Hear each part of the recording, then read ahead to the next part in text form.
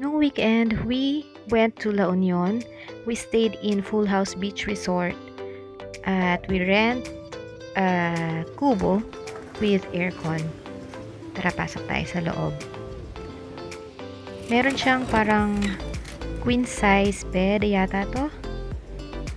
At yeah, yan yung kabuuan ng room. Maliit lang siya pero sakto lang for a couple. Tapos outside, merong dining area.